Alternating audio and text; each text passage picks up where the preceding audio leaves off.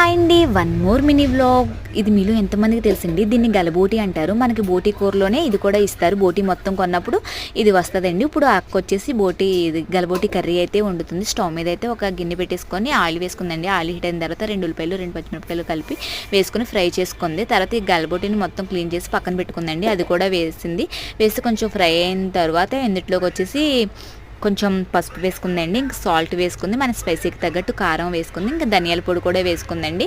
ఆ కొంచెం ఉడికిన తర్వాత పచ్చివాసన పోయేంత వరకు ఫ్రై చేసి కారం వాటిని నెక్స్ట్ ఇందులోకి వచ్చేసి వాటర్ అయితే పోసుకున్నదండి. వాటర్ కూడా కలపలాడేటప్పుడు అల్లం వెల్లుల్లి పేస్ట్ రుబ్బి పక్కన పెట్టుకున్నది. నెక్స్ట్ వచ్చేసి ధనియాలు, ఇలాచి, దాల్చిన చెక్క, లవంగాలు, గసగసాలు ఇవన్నీ వచ్చేసి పేస్ట్లా ఆడుకుందండి, తడి మసాలా లాగా.